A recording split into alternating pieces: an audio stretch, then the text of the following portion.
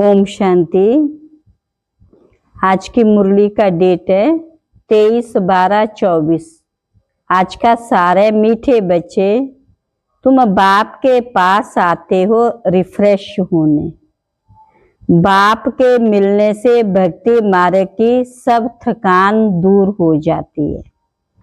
प्रश्न, तुम बच्चों को बाबा किस विधि से रिफ्रेश करते हैं? कौन सी विधि ऐसी है जो हम थोड़े में ही रिफ्रेश हो जाते हैं? बाबा ने कहा, बाबा ज्ञान सुना सुना कर तुम्हें रिफ्रेश कर देते हैं। एक दूसरा है, याद से तुम बच्चे रिफ्रेश हो जाते हो। वास्तव में सतयुग है सच्ची विश्राम पूरी।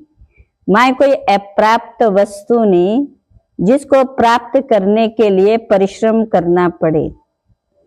तीसरा, शिव बाबा की गोद में आते तुम बच्चों को विश्राम मिल जाता है, सारी थकान दूर हो जाती है। ओम शांति। बाप बैठ समझाते हैं, साथ में ये दादा भी समझते, क्योंकि बाप इन दादा द्वारा बैठ समझाते हैं। जैसे तुम समझते हो वैसे ये दादा भी समझते हैं। दादा को भगवान नहीं कहा जाता, ये है भगवानुवाच। बाप क्या समझाते? देय अभिमानी भव, क्योंकि अपने को आत्मा समझने बिगर परमात्मा को याद कर ना सके। इस समय तो सभी आत्माएं पतित है। पतित तो कोई मनुष्य कहा जाता है, पामन को देवता कहा जाता है। ये बहुत सहज समझने और समझाने की बातें हैं। मनुष्य पुकारते हैं, पतितों को पामन बनाने वाले आओ। देवी देवता ऐसे कभी नहीं कहेंगे। पतित पामन बाप पतितों के बुलावे पर आते हैं। कब आते हैं? पतितों के बुलावे पर। आत्माओं को पावन बनाकर फिर नई पावन दुनिया भी स्थापन करते। आत्मा ही बाप को पुकारती है। जो कहते हैं हमको तो यहाँ ही अपार सुख है, धन माल बहुत है। आजकल के शाहूकार ये कहते ना, हमारे लिए तो यहाँ पर ही स्वर्ग है, हमें ज्ञान की जरूरत नहीं है। तो वह समझते हमारे लिए तो स्वर्ग यही है। वह तुम्हारी बातें कैसे मानेंगे? सहज वो बातें हमारी नहीं सुनेंगे। बाबा की बातें सहज नहीं सुनते हैं। बच्चे नहीं समझाते तो बाप कहेंगे तुम क्या पत्थर बुद्धि हो। अगर हम किसी को नहीं समझाते हैं तो बाबा कहते हैं क्या तुम पत्थर बुद्धि हो क्या? दूसरे को नहीं समझा सकते हो क्या? जब खुद पारस बुद्धि बने, बाबा हमारे लिए कहते जब खुद पारस बुद्धि बने तब तो दूसरों को भी बनावे। पुरुषार्थ अच्छा करना चाहिए। बाबा कहते बच्चों को पुरुषार्थ अच्छा करना चाहिए, इसमें लज्जा नहीं आनी चाहिए। परंतु मनुष्यों की बुद्धि में आधा कल्प की जो उल्टी बातें भरी हुई है वे कोई जल्दी भूलती नहीं, उसमें टाइम लगता है। दे अभिमान वाली बातें जल्दी बुद्धि से नहीं निकलती है। जब तक बाप को यथार्थ रीति नहीं पहचाना तब तक वह ताकत आ नहीं सकती। बाप कहते इन भेदों शास्त्रों आदि से मनुष्य कुछ भी सुधरते नहीं, दिन प्रतिदिन और ही बिगड़ते आए हैं। सतो प्रधान से तमो प्रधान ही बने, ये किसी की भी बुद्धि में नहीं कि हम ही सतो प्रधान देवी देवता थे। कैसे नीचे गिरे हैं किसको जरा भी पता नहीं। और फिर 84 जन्म के बदले वो लोग तो 84 लाख कह देते हैं। मान का 84 लाख नहीं, 84 लाख तो बात कहते नहीं, वैरायटी है, पशु पक्षी जीव जंतु इत्यादि। हम पूरे सत्य से लेकर कलयुग के अंत तक देवी देवता धर्म की आत्मा ही 84 जन्म लेती है। सभी भी नहीं लेती है। सती में भी 8 जन्म में 4 जन्म के बाद आएंगे तो उनके 4 कम हो जाते हैं। बाप ही आकर सबकी बुद्धि का ताला खोलते हैं। जो हमारा ज्ञान नींद में थे, और बाबा आकर के ज्ञान दे करके हमें क्या करते हैं, बुद्धि का ताला खोल देता है। तो कितने रिफ्रेश होते हैं। बाप के पास बच्चे रिफ्रेश होने आते हैं। कहाँ पर आते हैं, बाबा कहते हैं मधुबन में बाबा के पास आते हैं। घर में विश्राम मिलता है ना, है मधुबन भी क्या हमारा लौकिक घर, अलौकिक घर है। बाप के पास मिलने भक्ति मार्ग की सब थकान दूर हो जाती है। तो सत्य को भी विश्राम पूरी कहा जाता है। वहां तुम्हारी कितने विश्राम, कितना विश्राम मिलता है। माना परम धाम में भी, अपने घर में भी बड़ा आराम मिलता है। कोई अप्राप्त वस्तु नहीं जिसके लिए परिश्रम करना पड़े, माना उसके लिए मेहनत करनी पड़े। सहज ही यहाँ पर मेहनत करते हैं, वहां पर क्या है, मेहनत नहीं करनी पड़ती। यहाँ रिफ्रेश बाप भी करते हैं तो ये दादा भी करते हैं, माना ये ब्रह्मा बाबा भी करते हैं। शिव बाबा की गोद में आते कितना विश्राम मिलता है। विश्राम माना शांत। मनुष्य भी थक कर विश्रामी हो जाते हैं। नींद करते हैं तो थकावट उतर जाती है। कोई कहाँ विश्राम के लिए जाते हैं ना, लेकिन उस विश्राम में रिफ्रेशमेंट नहीं। यहाँ तो बाप तुम्हें कितना ज्ञान सुनाकर रिफ्रेश करते हैं। बाप की याद से कितने रिफ्रेश होते, और तमो प्रधान से सतो प्रधान बनते जाते हो। सतो प्रधान बनने के लिए या बाप के पास आते हैं।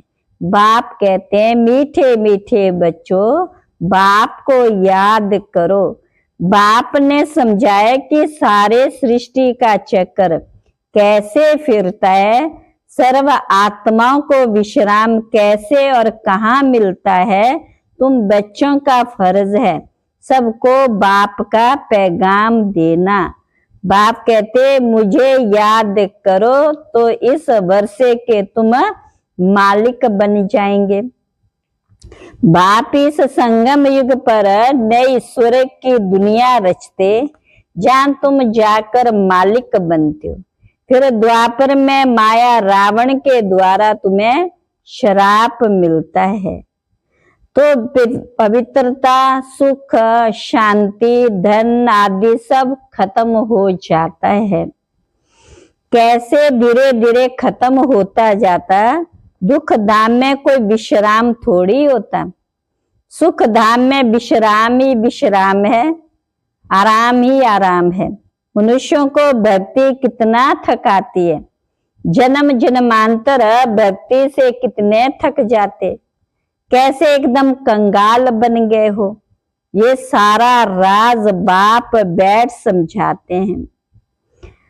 तो यहाँ पर नए नए आते हैं तो उन्हें कितना समझाना होता। हर एक बात पर मनुष्य कितना सोचते हैं, समझते का जादू ना हो। अरे तुम ही कहते हो भगवान जादूगर है, तो बाप कहते हाँ मैं बरोबर जादूगर हूं, परंतु वह जादू नहीं जिससे मनुष्य भेड़ बकरी बन जाए। ये बुद्धि से समझा जाते। ये तो जैसे रीढ़ मिसल है, कोई गायन भी है ना तो सूर्य मंडल के साज से। इस समय तो जैसे सभी मनुष्य रीढ़ बकरियां हैं। ये बातें सारी यहाँ की है। इस समय का ये गायन है, कल्प के पिछाड़ी को भी समझ मनुष्य नहीं समझते। चंडिका का कितना बड़ा मेला लगता। वह कौन थी? वह एक देवी थी। ऐसा नाम तो वहां कोई होता ही नहीं। सत्युग में कितने अच्छे सुंदर नाम होते हैं। सत्युगी संप्रदाय को श्रेष्ठाचारी कहा जाता है। कलयुगी संप्रदाय को तो कितना अच्छी टाइटल देते हैं। अभी के मनुष्यों को श्रेष्ठ नहीं कहेंगे, देवताओं को श्रेष्ठ कहा जाता है। गायन भी मनुष्य से देवता की करतना लागे बात। मनुष्य से देवता, देवता से मनुष्य कैसे बनते, ये राज बाप ने तुम्हें समझाया। उनको डीटी वर्ल्ड, इनको ह्यूमन वर्ल्ड कहा जाता है। दिन को सोजरा, रात को अंधियारा कहा जाता है। ज्ञान है सोजरा, भक्ति है अंधियारा। अज्ञान नींद कहा जाता है ना। तुम भी समझते हो कि आगे हम कुछ भी नहीं जानते थे, तो नेति नेति कहते थे, हम नहीं जानते। अभी तुम समझते हो, हम भी तो पहले नास्तिक थे। क्या थे हम सब? परमात्मा को नहीं जानते थे तो नास्तिक थे। वेद के बाप को ही नहीं जानते थे। ये है असली अविनाशी बाबा। असली माना रियल, अविनाशी नाश नहीं होने वाला बाबा। उसे सर्व आत्माओं का बाप कहा जाता है। तुम बच्चे जानते अभी हम उस बेहद के बाप के बने हैं। बाबा बच्चों को गुप्त ज्ञान देते। ये ज्ञान मनुष्यों के पास का मिल ना सके। आत्मा भी गुप्त है। गुप्त ज्ञान आत्मा धारण करती है। आत्मा ही मुख द्वारा ज्ञान सुनाती है। आत्मा ही गुप्त बाप को गुप्त याद करती है। क्या करती है? गुप्त याद।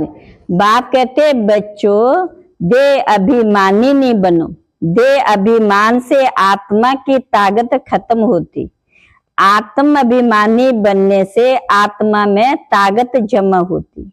बाप कहते ड्रामा के राज को अच्छी रीति समझ कर चलना।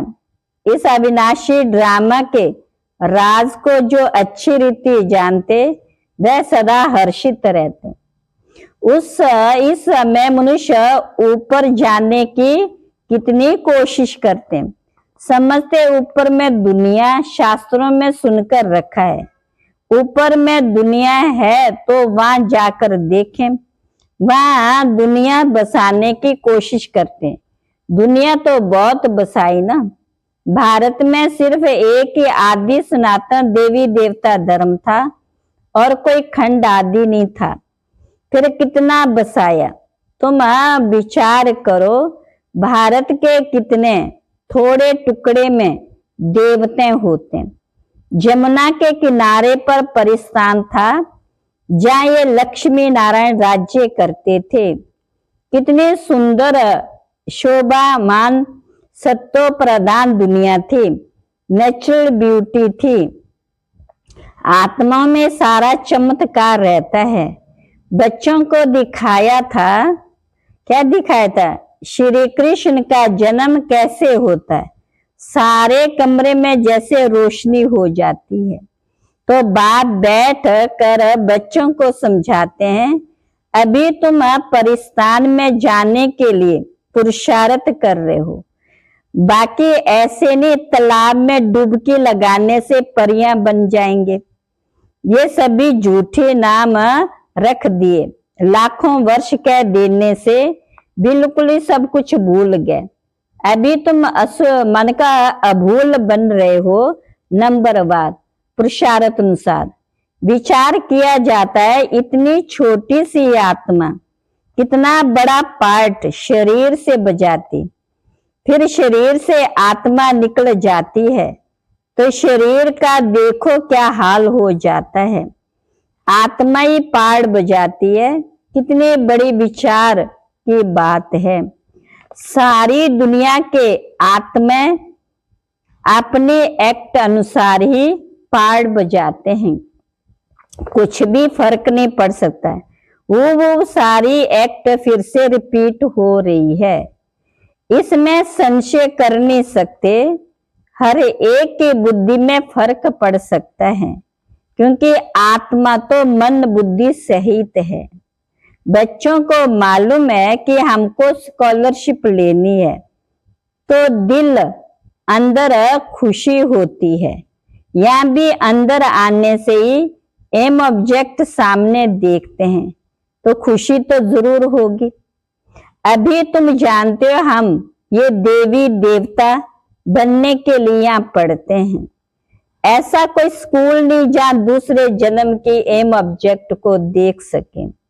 तुम देखते हो कि हम लक्ष्मी नारायण जैसे बन रहे हैं। अभी हम संगम युग पर है।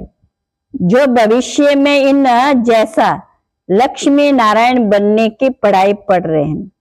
कितनी गुप्त पढ़ाई है। एम ऑब्जेक्ट को देख कितनी खुशी होनी चाहिए, खुशी का पारावार नहीं। स्कूल व पाठशाला हो तो ऐसी है, कितनी गुप्त परंतु जबरदस्त पाठशाला है। जितनी बड़ी पढ़ाई उतनी फैसिलिटीज रहती है, परंतु यहाँ तुम पट पर बैठ पढ़ते हो। आत्मा को पढ़ना होता फिर चाहे पट पर बैठे चाहे तख्त पर, परंतु खुशी से खग्गियां मारते रहो कि हम पढ़ाई को पास करने बाद जाकर ये बनेंगे। अभी तुम बच्चों को बाप ने आकर अपना परिचय दिया है कि मैं इनमें कैसे प्रवेश कर तुम्हें पढ़ाता हूं। बाप देवताओं को तो नहीं पढ़ाएंगे, देवताओं को ये ज्ञान कहाँ, मनुष्य तो मूंझते हैं क्या।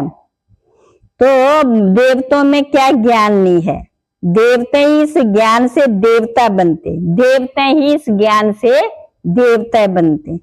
देवता बनने के बाद फिर ज्ञान की क्या दरकार है। लौकिक पढ़ाई से बैरिस्टर बन गया, कमाई में लग गया, फिर बैरिस्ट्री पढ़ेंगे क्या। अच्छा, मीठे मीठे सिकिल बच्चों प्रति माता पिता बाप दादा का याद प्यार गुड मॉर्निंग। रूहानी बाप के रूहानी बच्चों को नमस्ते, रूहानी बच्चों की रूहानी बाप दादा को नमस्ते नमस्ते नमस्ते। धारणा के लिए मुख्य सार, पहली पॉइंट है अविनाशी ड्रामा के राज को यथार्थ समझ हर्षित रहना। इस ड्रामा में ये हर एक का पार्ट अपना अपना है जो हूबहू बजा रहे हैं। दूसरी पॉइंट है एम ऑब्जेक्ट को सामने रख खुशी में खग्गियां मारनी है। बुद्धि में रहे हम इस पढ़ाई से ऐसा लक्ष्मी नारायण बनेंगे। वरदान है आज का, याद और सेवा के शक्तिशाली आधार द्वारा तीव्र गति से आगे बढ़ने वाले माया जीत भव। ब्राह्मण जीवन का आधार याद और सेवा है। ये दोनों आधार सदा शक्तिशाली हों तो तीव्र गति से आगे बढ़ते रहेंगे। अगर सेवा बहुत है, याद कमजोर है, वह याद बहुत अच्छी है, सेवा कमजोर है, तो भी तीव्र गति नहीं हो सकती।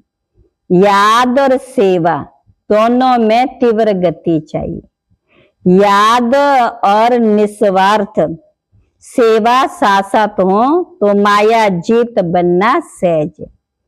हर कर्म में कर्म की समाप्ति के पहले, हर कर्म में कर्म की समाप्ति के पहले सदा विजय दिखाई देगी। आज का स्लोगन है, इस संसार को अलौकिक खेल और परिस्थिति को अलौकिक खिलौने के समान समझकर चलो। इस संसार को अलौकिक खेल और परिस्थितियों को अलौकिक खिलौने के समान समझकर चलो। अच्छा, ओम शांति। अव्यक्त इशारे। सबसे सहज सदा संतुष्ट रहने की विधि है, अपने सामने सदा कोई ना कोई विशेष प्राप्ति रखो। बाप से क्या क्या मिला, कितना मिला, अपनी प्राप्तियों को देखो। ज्ञान के खजाने की प्राप्ति कितनी है, योग से शक्तियों की दिव्य गुणों की प्राप्तियां कितनी है, प्रैक्टिकल नशे में खुशी में रहने की प्राप्तियां कितनी है। कभी कोई प्राप्ति को सामने रखते हुए संतुष्ट रहो। अच्छा, ओम शांति।